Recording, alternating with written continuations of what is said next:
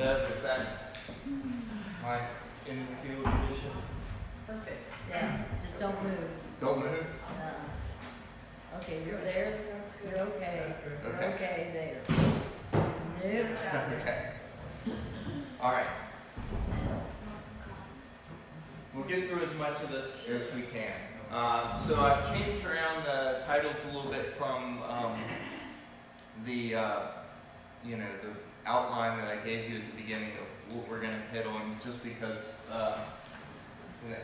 the pace at which we're moving has made me change things, and also our emphasis has changed a little bit. So you'll notice that today we're actually going to talk about the Dharma and the Manusmriti, the Idihasi, and the Bhagavad Gita. And we started talking about the Dharma last week. And you all remember the Dharma is, on its most simple level, what you should do, right action, how you should live. But it's much more than that. It's how society should function. It's the grain of the universe. It's the way the cosmos are put together. So that if everybody is doing their Dharma, if everybody is living according to their Dharma, embodying their Dharma, if all creatures are doing that, if all the devas are living according to their Dharma, then the whole of the cosmos, all of the universe is in perfect harmony and order. And in fact, this is what we see in the first of the yugas, or the first age, out of the 4 ages, or the 4 yugas of the world. You remember we talked about that? But immediately after that first yuga, once you get into the second yuga, the Treta yuga, you already begin to see a decline in Dharma. And it's for that reason that Vishnu, the god, the deva, has to be reborn into the world to help set the Dharma right, to help kind of fix the problem.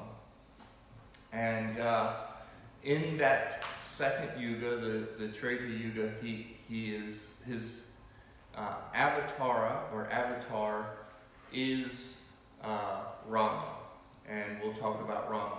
A really quick note on words.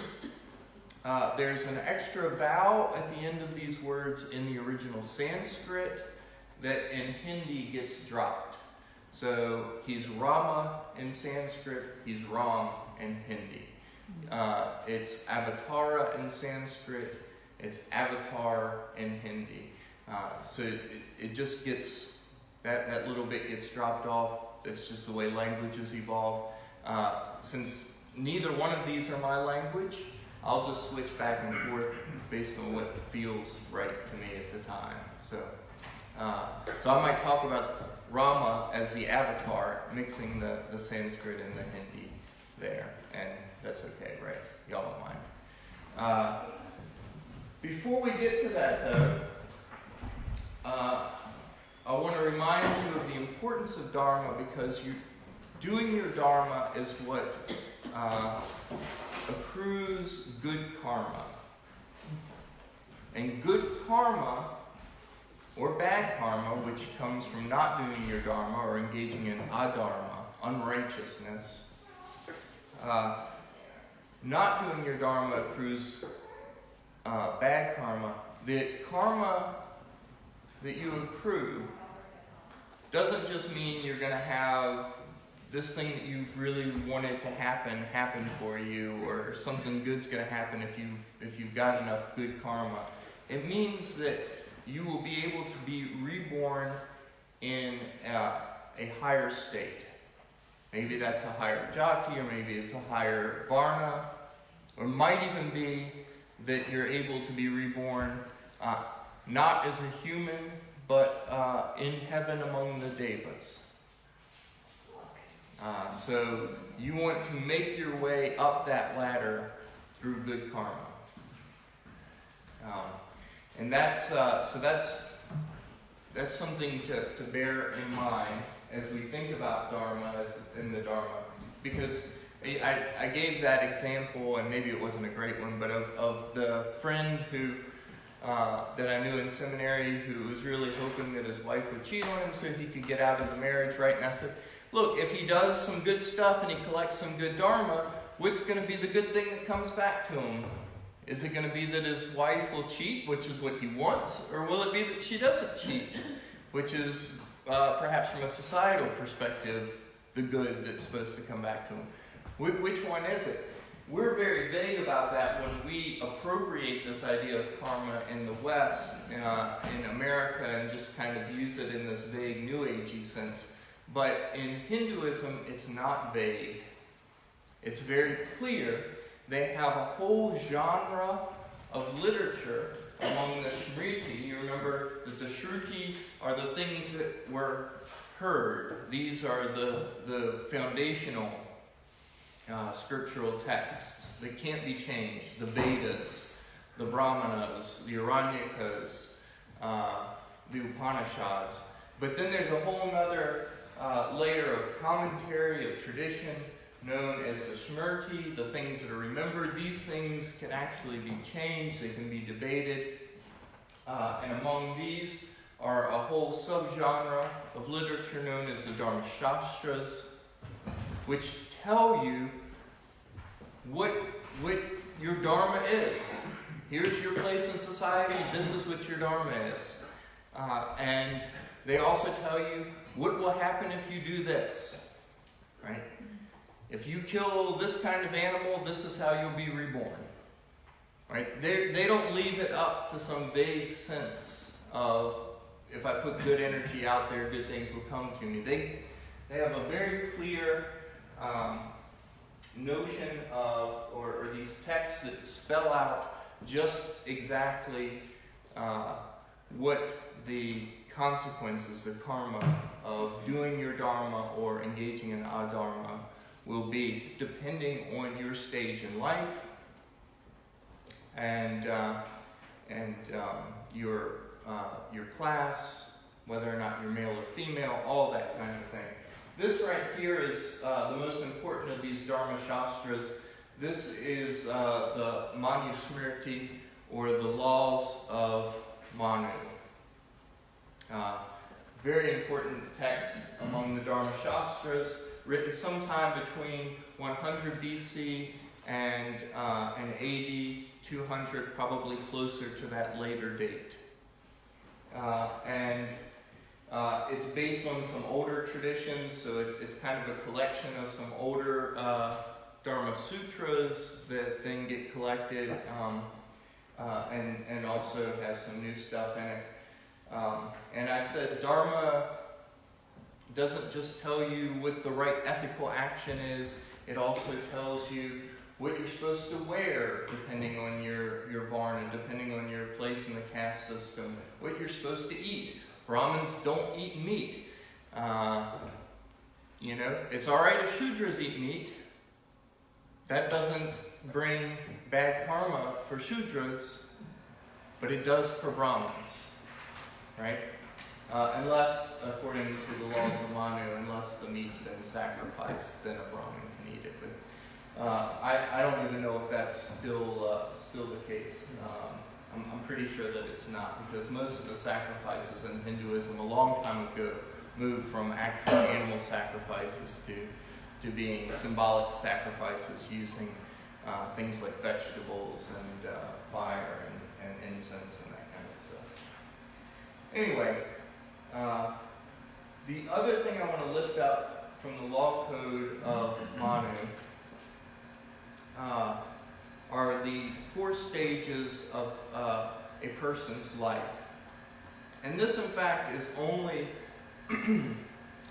true for the twice-born. You remember who the twice-born are? They're the very top of the social hierarchy.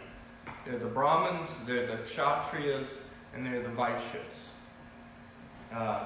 Which probably would have made up something like 15% of the population. The Brahmins, are the priests, generally. The Kshatriyas are the rulers, the warriors. The Vaishyas are the large landowners and merchants. This has very little to say about the Shudras, the vast majority of people, the peasants, the servants. There's not a whole lot in here for them.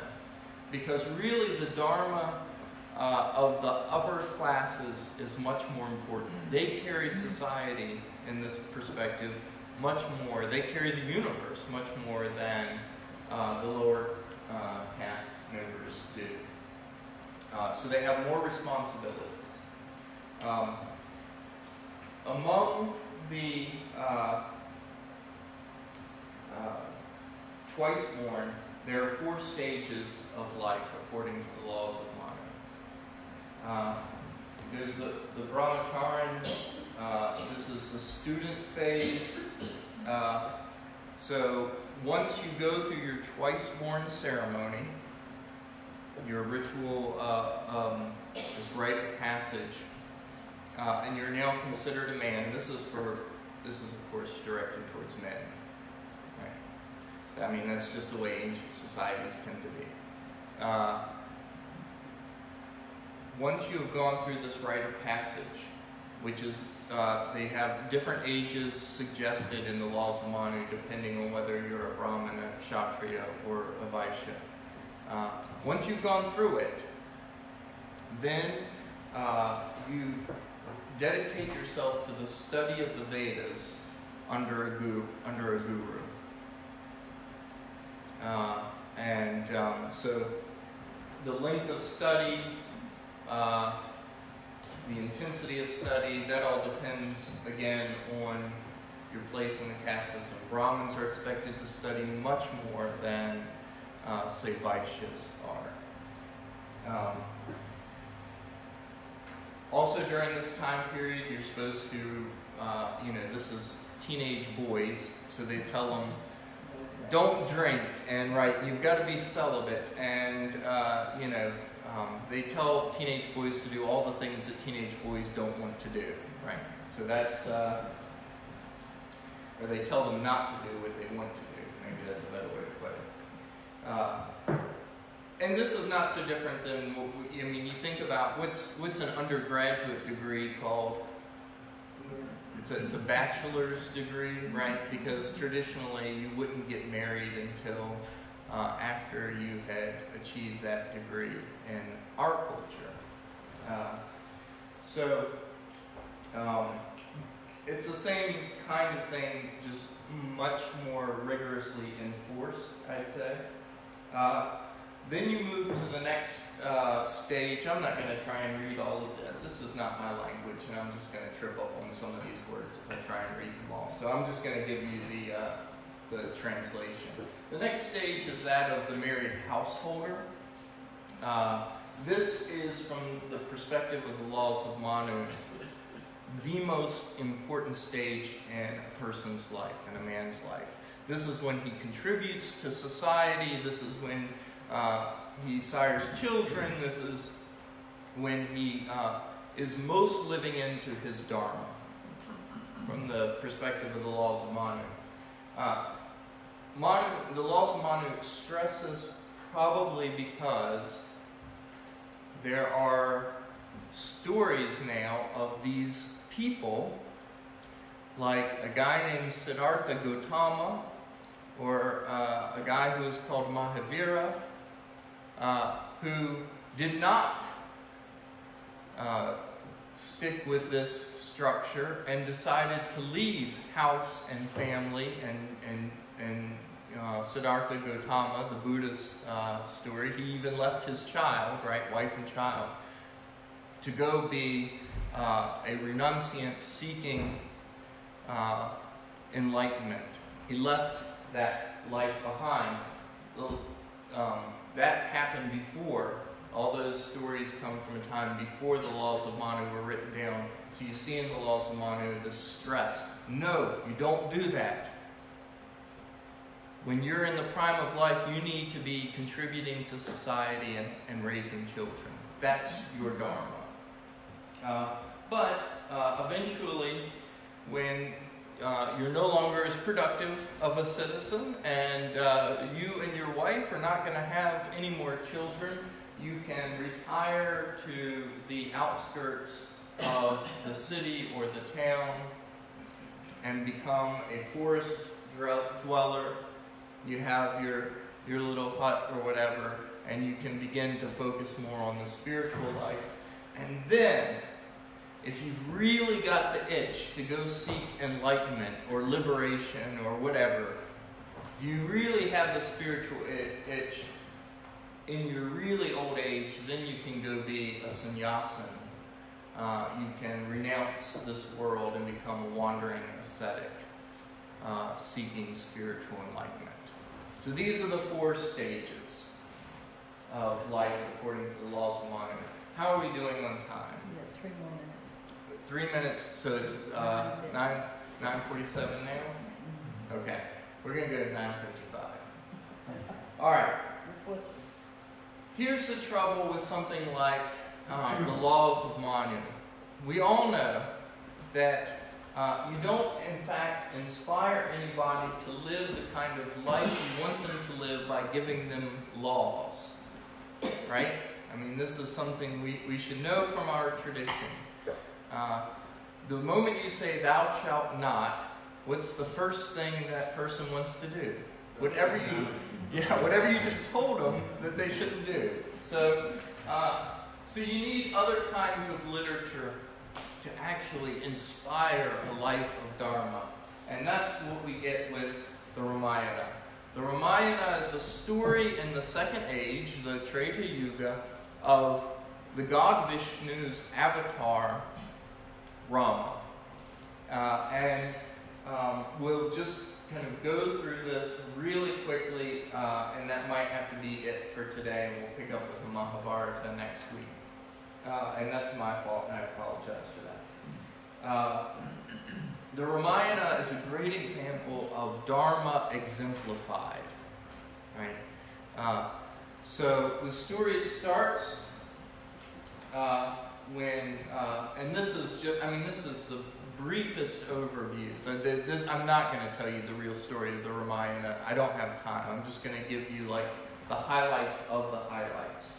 So Dasaratha, the king of Ayodha, the father of Rama, has I think he has more than 2, but he has at least 2 wives.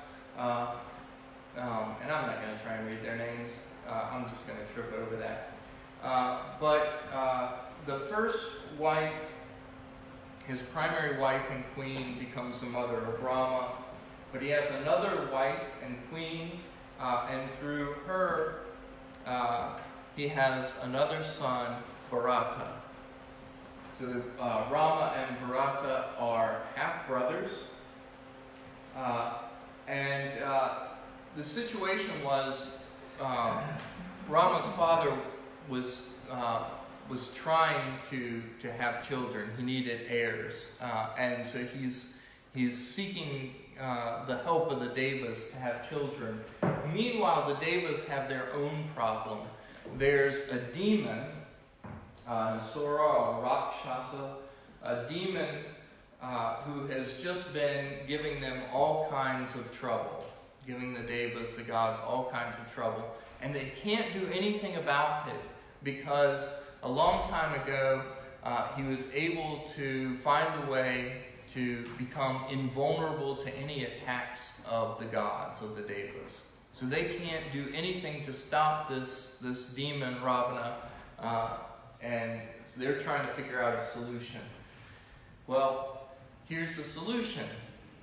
Vishnu can cease to be a Deva and be reborn as a human, and then go off to fight Ravana.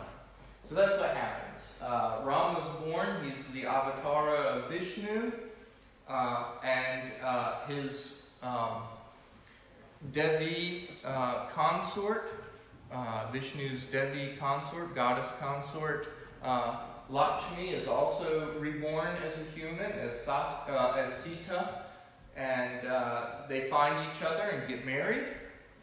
But after all this has happened, the mother of Bharata engages in adharma. See, Rama is supposed to take the throne, succeed his father as king, but with the mother of Bharata, Kaikya, I don't know. I'm not going to try. All right. Anyway, she has two requests of the king that the king cannot deny. She's done some stuff previously that has made it to the point where the king is required to do what she asks. This is a trope, right, in stories, like when King Herod asks, I'll give you anything up to half of my kingdom. What do you want? Salome goes to her mother, and her mother says, ask for the head of John the Baptist. And now Herod Antipas has to give her the head of John the Baptist. Same situation, same kind of situation. The king can't deny the request. The request is that her son, Bharata, become king, in succession rather than Rama, and that Rama be exiled for 14 years. The king has to agree to this. That's what happens. And you might think, well, this is just terrible. One of Rama's half-brothers, Lakshmana, goes with him and Sita into exile. The other brother, Bharata, recognizes that he's not the true king, places Rama's sandals on the throne and says, I will only reign as his steward until he returns. He's the true king. So Bharata even does his Dharma. And in a sense, all of the brothers are an avatar of, each one is an avatar of Vishnu, in one sense, even though Rama's the main one. To make a long story short, Ravana kidnaps Sita while they're in exile, and then Rama has to go and save his wife. He gets help from the semi-divine monkey character, Hanuman. Hanuman finds Sita. Ravana has taken her down to Sri Lanka and is holding her there and trying to get her to marry him. Hanuman says, I can save you. Come with me and I can get you out of here. And she says, no. My Dharma is to be saved by my husband. So Hanuman goes because that's Rama's Dharma. Dharma comes, saves Sita, and they return. There is a question about whether or not Sita maintained her Dharma and refused the advances of Ravana while she was his prisoner. She goes through a ritual to prove that she's still pure. So we see that all of them, in the end, have maintained their Dharma, and even the mother of Bharata, even though she engaged in adharma, she's forgiven at the end, because if she hadn't engaged in adharma, it wouldn't have led to Rama facing and defeating Ravana, which was his Dharma, the whole reason why he was born into the world in the first place. And we'll have to end there and pick up with the Mahabharata next week. Great.